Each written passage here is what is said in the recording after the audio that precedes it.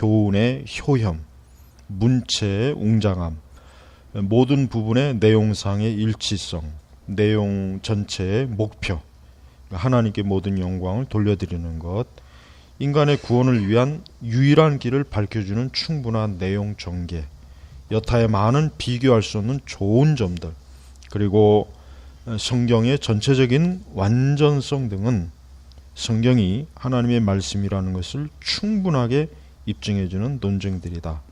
그렇지만 그럼에도 불구하고 성경이 무한 진리요 신적 권위를 가지고 있다는 것을 우리가 충분히 납득하고 확신 있게 되는 것은 우리의 심령 속에서 하나님의 말씀에 의하여 말씀을 가지고 증거하시는 성령의 내적 사역에 의해서이다. 자, 여러분, 이 신앙고백서가 작성되던 시기는 사실은 성경에 대해서 의심을 하지 않아요. 그러니까 성경 자체가 그 이후에 이제 18세기부터 시작되는, 독일에서 시작되는 이 고등 비평이니 문서 비평이니 이 성서 비평이니 이러한 방식으로 이 성경을 비평하던 그 비평적 그 관점이 이 신앙 고백서가 작성되던 시기에는 없었단 말이에요. 그러니까 그 시기는 성경은 당연히 하나님 말씀이에요. 당연히. 그 시기는 성경은 누구한테나 물어봐도 이것은 당연한 하나님의 말씀이다.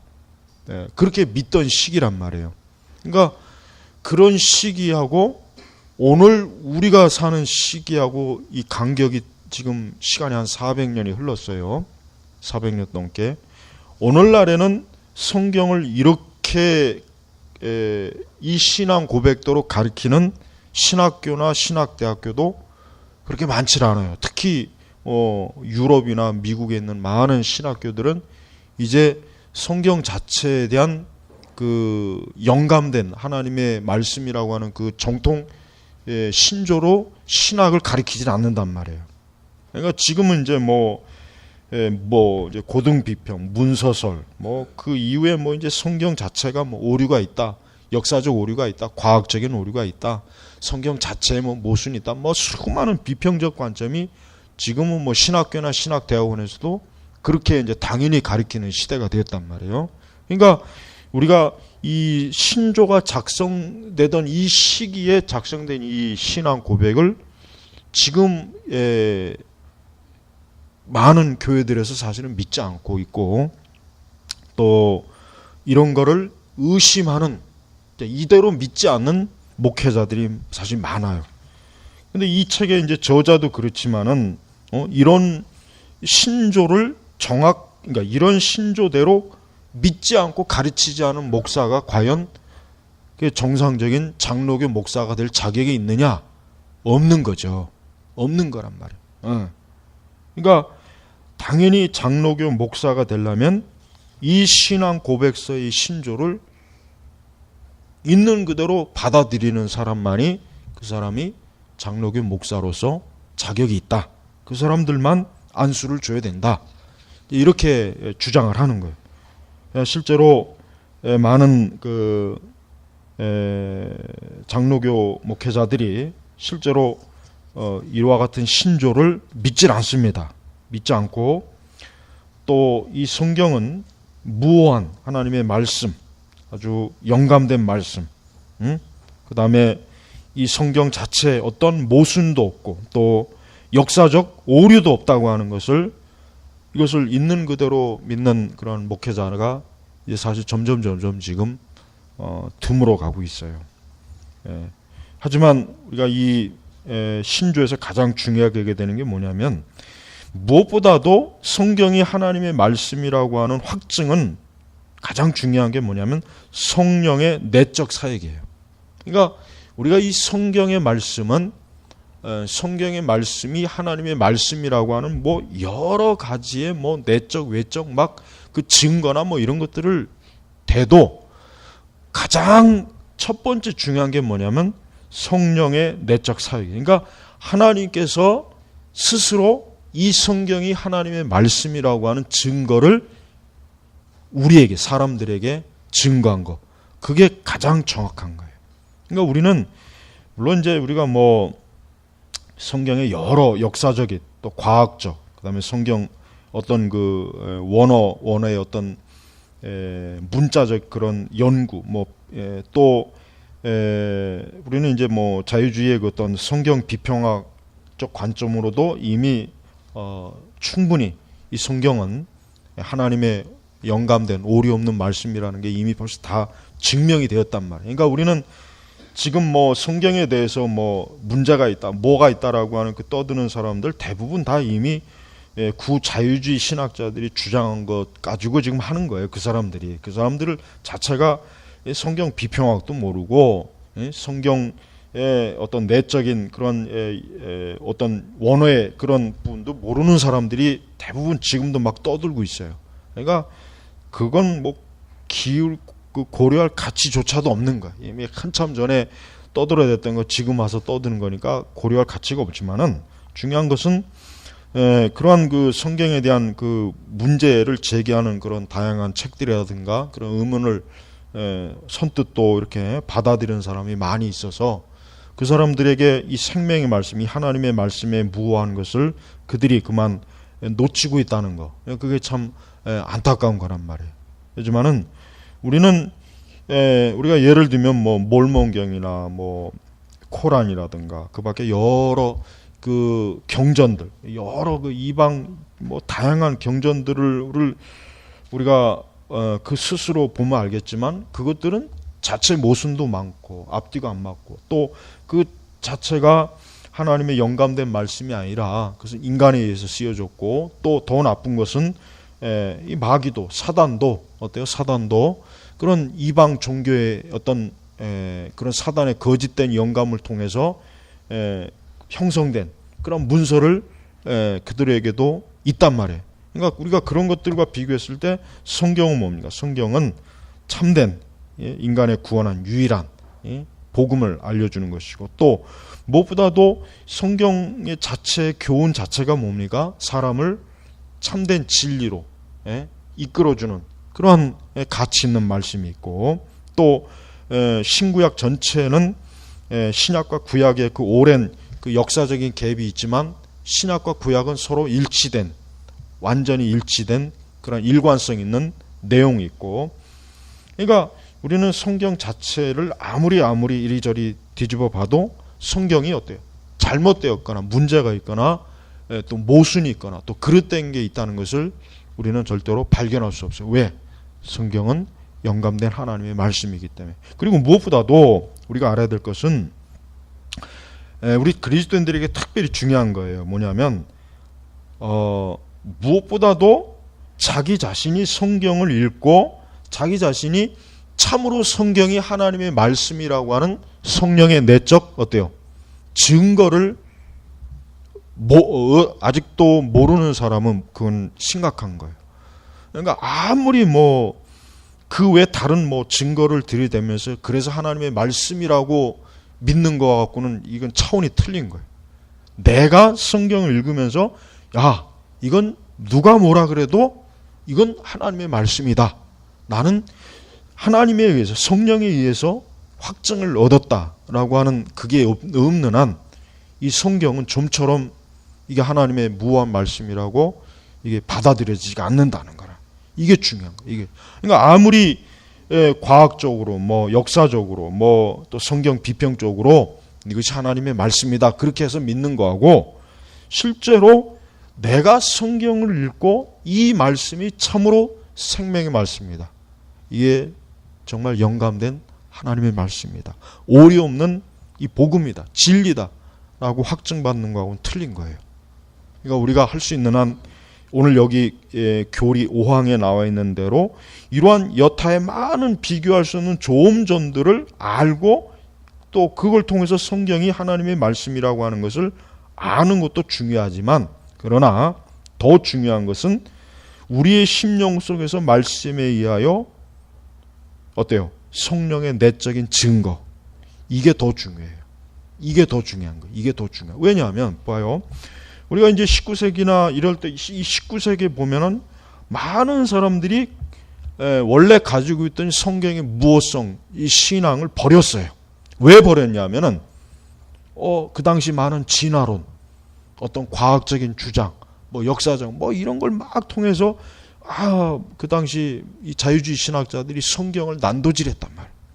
그러다 보니까 사람들이 이게 진짜 그동안은 이 성경이 하나님의 말씀인 줄 알았는데 가만히 듣고 보니까 이 비평주의 신학자들의 설교나 글을 보니까 성경이 모순이 많구만, 문제가 있구나, 또 역사적으로 오류가 있구나, 막 이제 이런 그들의 잘못된 그 비평적 그 자료를 접하면서 성경에 대한 믿음을 버려버렸단 말이에요. 그 왜 그러냐? 그들은 단지 신앙의 전통에 의해서 그냥 성경은 하나님의 말씀입니다. 그 정도까지만 믿은 거예요.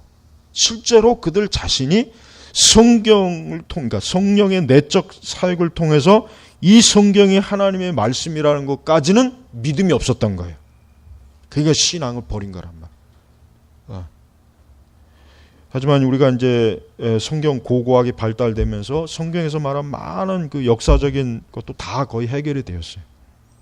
근데 그것보다 더 중요한 것은 우리는 그런 어떤 역사적, 과학적 그런 지지를 받지 못해도, 그러니까 그런 게 없다고 해도 성경은 진리라고 하는 그 믿음을 갖고 있어야 된단 말이에요. 그게 없으면은요, 언젠가는 또 흔들려요. 또 언젠가는 또 어떤 방식으로 성경은 이래서 문제가 있다. 뭐 성경은 이래서 문제가 있다. 성경에 뭐 필사 과정에 이런 문제가 있다. 뭐 별 얘기를 다 하면은 또 어때요? 그런가? 그럴 수도 있겠구나 하면서 성경에 대한 신뢰를 자꾸 잃어버려요. 그럼 성경의 신뢰를 잃어보면 어떻게 돼요? 성경을 안 읽어요. 그리고 성경을 토대로 한 설교를 안 듣고 안 믿어버리는 거예요. 그러니까 우리가 유럽의 그 기독교 역사를 보면 지금 거의 대부분의 이 서구 사람들은 성경을 그냥 옛날 그저 종교적인 문서로 알아요. 옛날 종교적 문서로 안다. 이제 더 이상 이 성경이 뭐 생명의 말씀이니 복음의 말씀이니 생명이 영감된 말씀이니 무한 말 이런 그 주장은 이제 더 이상 이 서구의 신학교나 신학대학교에서도 그렇게 안 가르쳐요. 근데 그 지경이 됐단 말이에요. 이게 그만큼 우리는 얼마나 이 성경이 무시되고 있다는 걸 우리가 알아야 돼요. 그렇지만 이 신조 작성자들은 가장 정확한 이 성경적 근거에 의해서 이 성경의 완전한 무오함, 이건 진리다. 이거는 정말 틀림없는 영감된 말씀이다. 그러니까 이 말씀을 있는 그대로 믿어야 된다라고 하는 것에 대한 믿음을 믿어야 한다고 이렇게 신조를 딱 정확하게 작성을 해놓은 거란 말이에요.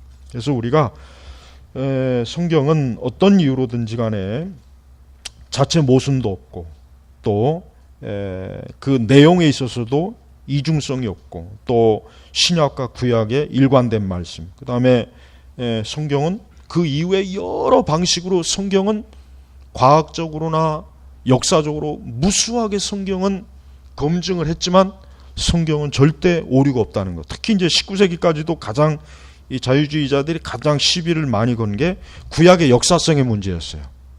구약에 진짜 실제로 아브라함의 시대가 있었냐? 아브라함 구약의 그 많은 역사적인 부분들에 대해서 어때요?